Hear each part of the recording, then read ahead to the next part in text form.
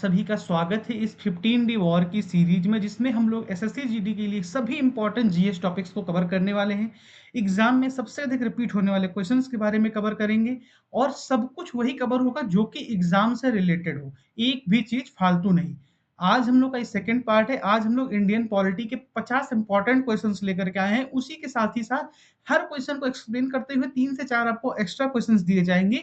तो अगर आप लोग कॉपी पेन लेकर के बैठे हैं तो इंपॉर्टेंट है, तो कॉपी पेन से वो एक्स्ट्रा वाले क्वेश्चंस को नोट कर लीजिएगा। अदरवाइज ये पीडीएफ आपको हमारे टेलीग्राम चैनल पर मिल जाएगी, वहां पर जाकर के जुड़ जाइएगा। और पहला पार्ट अवश्य देखिएगा, बहुत इंपॉर्टेंट था। उसमें हम लोगों ने पूरी इंडियन हिस्ट्री को कवर कर दिया था जो कि एग्जाम में पूछी जाती है। बिना वक्त गवाए शुरू करते हैं। इंडियन पॉलिटी के फर्स्ट सेक्शन में हम लोग फंडामेंटल राइट्स और ड्यूटीज के बारे में, जो कि एसएससी का कोर है, इसमें से एक ना एक क्वेश्चन तो फंसना ही है इन 8-10 क्वेश्चन में से ही। Which article is called the soul of constitution by doctor Bhimrao Ambedkar ji? Bhimrao Ambedkar ji के द्वारा कौन से आर्टिकल को संविधान का आत्मा कहा गया? तो article 32, right to constitutional remedies, इसको संविधान की आत्मा कहा गया। किसके द्वारा? डॉक्टर भीमराव अंबेडकर जी के द्वारा। किस आर्टिकल को? आर्टिकल 32। आर्टिकल 32 कहता क्या है? राइट टू कॉन्स्टिट्यूशनल रेमेडीज, संवैधानिक उपचारों का ये आर्टिकल है। अब इसमें 3 क्वेश्चन आता है कि कौन सा आर्टिकल सोल ऑफ कॉन्स्टिट्यूशन कहता है, किसने कहा था, और कभी-कभी ये भी पूछ सकता है कि डॉक्टर भीमराव अंबेडकर ने किस आर्टिकल को संविधान की आत्मा कही है। तो 3 क्वेश्चन यहाँ से हर हाल में आते हैं। आपके हो सकता है एग्जामिनेशन में भी एक आध क्वेश्चन काउंटर हो जाए। Which article guarantees the abolition of title? Titles को किसने देश में खत्म कर दिया? तो article 18 is guarantee the abolition of article. बहुत इंपॉर्टेंट है ये भी आर्टिकल। आर्टिकल 18 हम एक आर्टिकल्स की एक अलग क्लास ले आएंगे, क्योंकि हम आर्टिकल्स को इतना डिटेल पढ़ा देंगे ना उसमें 10 ही मिनट में, और इतने आसान वे में कि आप लोग हर चीज समझ जाएंगे। इसकी चिंता मत करिएगा, जीडी के एग्जामिनेशन से पहले ही ले आएंगे। द राइट, इसमें सिर्फ इंपॉर्टेंट क्वेश्चन के बारे में डिस्कशन है। The right to education was added by which amendment? पहले देश के संविधान में मतलब शिक्षा का अधिकार नहीं था, लेकिन जब 2002 में 86 अमेंडमेंट हुआ तो इसके बाद संविधान में शिक्षा के अधिकार को भी जोड़ दिया गया। ये भी हमारा एक राइट हो गया। तो कौन सा अमेंडमेंट? 86 अमेंडमेंट कब हुआ था? 2002 में। उसी दौरान स्कूल चलो अभियान भी शुरू हुआ था, Sarva Shiksha Abhiyan. How many fundamental duties were there originally in 1976? 1976 में ऐसा क्या हुआ था, उसके बारे में भी ये क्वेश्चन पूछता है। वो नेक्स्ट में भी हम लोग डिस्कशन करेंगे। लेकिन 1976 में फंडामेंटल ड्यूटीज जो थी हमारे संविधान में, उनकी संख्या 10 थी। 11वीं ऐड की गई 2002 में। अब आगे बढ़ते हैं। Which article protects life and personal liberty? तो आर्टिकल 21। यही आर्टिकल वह आर्टिकल है कि देश में कहीं भी इमरजेंसी लग जाए, ये और आर्टिकल 20, ये दोनों कभी भी खत्म नहीं होते। ये दोनों आपके पास, ये अधिकार आपके पास रहता ही है, यानी कि लाइफ और पर्सनल लिबर्टी का अधिकार आपके पास रहता है, जीवन और स्वतंत्रता का अधिकार। Can fundamental rights be suspended during emergency? तो हाँ, इसका सिंपल आंसर है यस। बट 2 आर्टिकल नहीं होते हैं, आर्टिकल 20 और आर्टिकल 21, ये नहीं सस्पेंड होते हैं किसी भी इमरजेंसी के दौरान। किसी भी इमरजेंसी से मेरा तात्पर्य है national emergency, state finance emergency और स्टेट इमरजेंसी। ये sequence. Which part of the constitution are the fundamental rights located? तो फंडामेंटल राइट्स पार्ट 3 कॉन्स्टिट्यूशन में फंडामेंटल राइट जितनी भी हैं, सारी आपके पास जितने भी अधिकार हैं, वो सब कुछ पार्ट 3 में ही इंक्लूडेड है। संशोधन के बाद भी इसी में सब कुछ चेंज होता रहता है, ए बी लगा करके। विच article deals with the equality before law? अब ये आर्टिकल पूछता है सीजीएल में, तो बहुत इंपॉर्टेंट है। तो इसका आंसर है आर्टिकल 14 इस deals with the equality before law. ये आर्टिकल से रिलेटेड इंपॉर्टेंट क्वेश्चंस थे।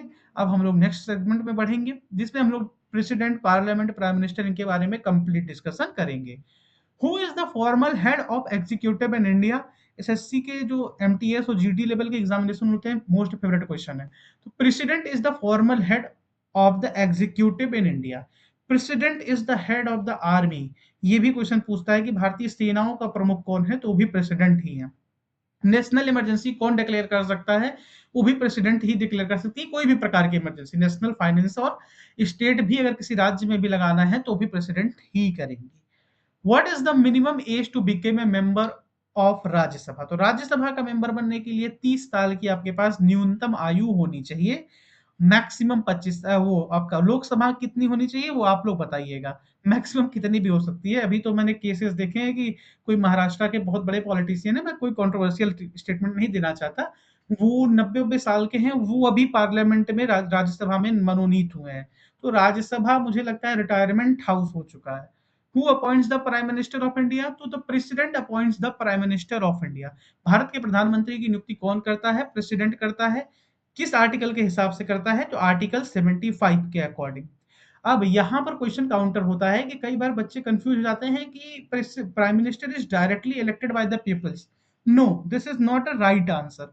प्राइम मिनिस्टर कभी भी डायरेक्टली इलेक्ट नहीं होता। Member of parliament of Lok Sabha is directly elected by the peoples of India, and member of a parliament of Lok Sabha elect their prime minister, and now president appoints the prime minister। यानी कि जनता ने चुना member of parliament कहाँ के? लोकसभा के। उसके बाद उन लोगों ने एक अपना लीडर चुना जिसे प्राइम मिनिस्टर बनना है, उसे अपॉइंट कौन करेंगी? प्रेसिडेंट करेंगी। तो प्राइम मिनिस्टर डायरेक्टली जनता के द्वारा अपॉइंट हो ये जरूरी नहीं है। प्राइम मिनिस्टर जो हमारे पुराने वाले थे मनमोहन सिंह जी, वो लोकसभा के मेंबर ही नहीं रहे हैं, वो राज्यसभा के थे और राज्यसभा के वो मेंबर थे और राज्यसभा से प्राइम मिनिस्टर थे। तो यानी कि मेंबर होना कंपलसरी नहीं है कि आप लोग को जनता ने ही चुना हो, ये जरूरी नहीं है। लोकसभा के एमपीज ने, मेंबर ऑफ पार्लियामेंट्स ने चुना हो। अब हो सकता है 19 का जो इलेक्शन हो, अब प्रधानमंत्री मोदी अभी है, सपोज करिए कि 19 में भी आते हैं, लेकिन ये कहते हैं कि हम लोकसभा नहीं लड़ेंगे, हम राज्यसभा के थ्रू जाएंगे, तो इन्हें कोई नहीं रोक सकता है। यानी कि राज्यसभा के थ्रू भी अगर इनकी पार्टी जीत जाती है या इनका अलायंस जीत जाते हैं तो ये वहां के थ्रू भी बन सकते हैं।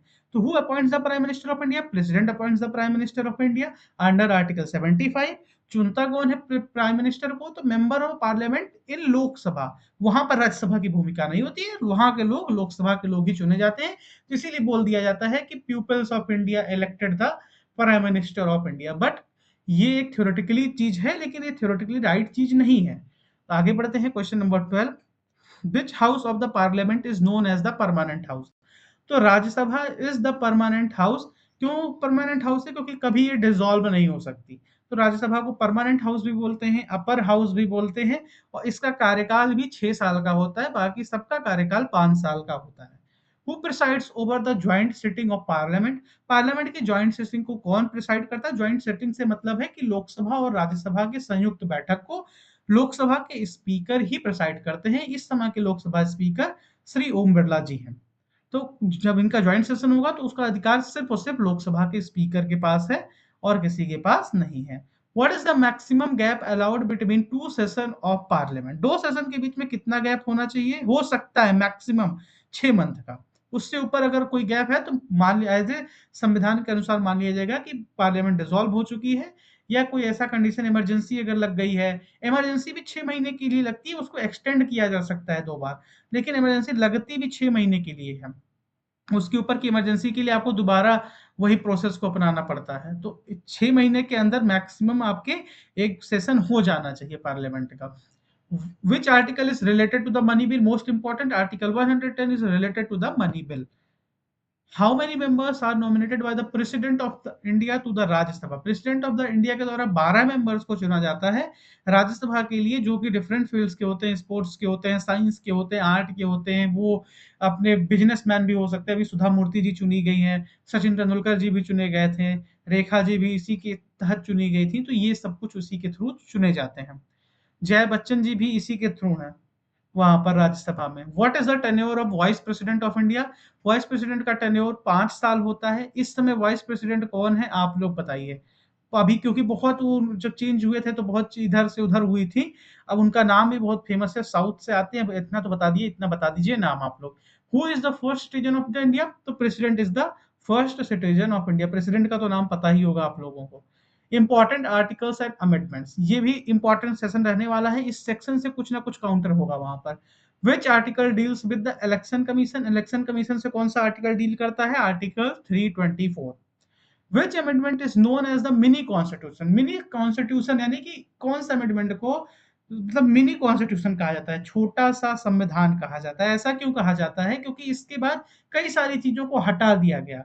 ये एक पर्स मिलता था किन लोगों को, वो हटा दिया गया।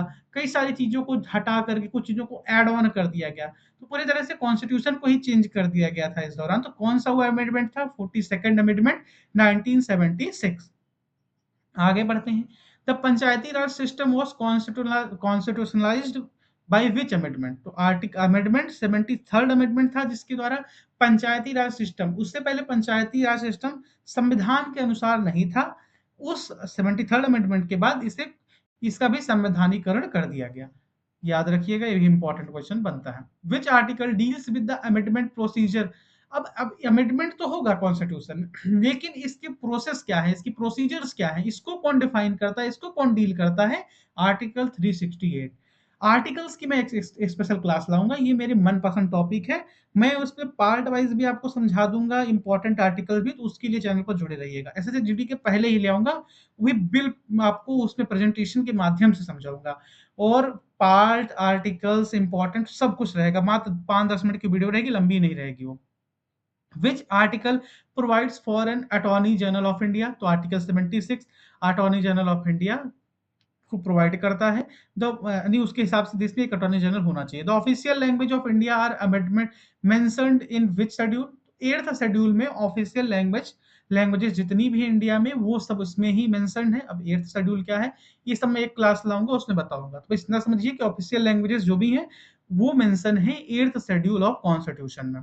विच आर्टिकल इज रिलेटेड टू, क्या ये भी पूछता है, controller and auditor general, auditor general भी पूछता है और कंट्रोलर एंड ऑडिटर जनरल भी पूछता है। तो आर्टिकल 178, अभी हम लोगों ने यहाँ पर ही पढ़ा था कि अटॉर्नी जनरल कब होते हैं, तो आर्टिकल 76।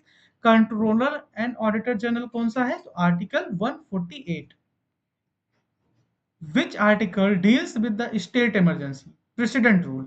स्टेट इमरजेंसी से कौन सा आर्टिकल डील करता है, तो आर्टिकल 356। ये स्टेट इमरजेंसी क्या है, किसी राज्य में अगर वहां की विधानसभा भंग हो गई हो, या किसी राज्य में केंद्र सरकार को या राष्ट्रपति महोदया को लग रहा हो कि यहाँ पर संवैधानिक अधिकार नहीं है, यहाँ पर जो फंडामेंटल राइट्स है इनका उल्लंघन हो रहा है, या वहां पर कोई जो लोकल गवर्नमेंट है, स्टेट गवर्नमेंट है, कोई एंटी नेशनल एक्टिविटी कर रही है, इंडिया को डिवाइड करने का प्लान, या इंडिया को अगेंस्ट कोई काम कर रही है, तो वो लोग लगा सकते हैं as per article 356 state emergency under president rule. वो स्टेट चले जाते हैं प्रेसिडेंट रूल में। हालांकि पिछले 10-11 सालों से, 2014 के बाद से कोई भी स्टेट इमरजेंसी नहीं लगी है, मणिपुर को छोड़ करके, वो एक एक्सेप्शन केस था। बाकी उससे पहले बहुत सारी इमरजेंसीज लगती थी, लेकिन अभी तो हाल फिलहाल में कोई ऐसी घटना नहीं है, तो इसलिए मैं इसके बारे में कोई न्यू अपडेट नहीं दे सकता कि इस राज्य में लगी। हाँ, मणिपुर में अभी लगी थी कुछ दिन पहले, अब हट चुकी है वहां पर भी। अब जुडिशरी एंड लोकल गवर्नमेंट से रिलेटेड कुछ सवाल। What is the retirement age of the high court जज? हाई कोर्ट का जज रिटायर कब हो सकते हैं, हो जाते हैं, मतलब उनकी मैक्सिमम एज क्या है, तो 62 ईयर्स उनकी रिटायरमेंट एज है। Which is the highest court of appeals in India? तो supreme court is the highest court of appeals in India. Confuse मत होइएगा, हाई कोर्ट मत लगा करके आइएगा। वो appoints the chief justice of India. Chief justice को कौन अपॉइंट करता है, तो प्रेसिडेंट करती है। प्रेसिडेंट यानी से इनके शपथ जो दिलवाती हैं, वो प्रेसिडेंट ही डिसाइड करती हैं, प्रेसिडेंट ही इनका शपथ दिलवाती हैं। लेकिन इनको भी इलेक्ट करने का एक अलग प्रोसेस है। कई तो सीनियरिटी के बेसिस पर आते हैं, सीनियरिटी यानी कि जो सबसे सीनियर होगा सुप्रीम कोर्ट का, उसको बना दिया जाता है, और उनकी भी एक पैनल होता है, वो अलग डिस्कशन है। लेकिन इतना समझ लीजिए कि चीफ जस्टिस ऑफ इंडिया को अपॉइंट करने का कौन अपॉइंट करता है, तो प्रेसिडेंट अपॉइंट करती है। विच आर्टिकल एम्पावर्स, अब chief justice of India president को ओथ दिलवाते हैं, ये भी बात याद रखिएगा। Which article empowers the high court to issue rights? Writs कौन जारी कर सकता है, इस मतलब कौन सा आर्टिकल ये हाई कोर्ट को परमिशन देता है कि वो भी रिट्स जारी कर दे, तो आर्टिकल 226। सीजीएल का प्यारा सवाल है। The 3 tier Panchayati system was recommended by whom? अब किसके द्वारा रिकमेंड किया गया था 3 tier पंचायती राज सिस्टम? तो बलवंत राय मेहता कमेटी, बलवंत राय मेहता कमेटी ने रिकमेंड किया था 3 tier पंचायत राज सिस्टम को। Municipalities are related to west schedule? तो 12th शेड्यूल्स में म्यूनिसिपैलिटीज जितनी भी हैं देश में, वो सब 12th शेड्यूल से रिलेटेड है। आगे बढ़ेंगे हम लोग कुछ फैक्ट्स के related. Who was the first speaker of Lok Sabha?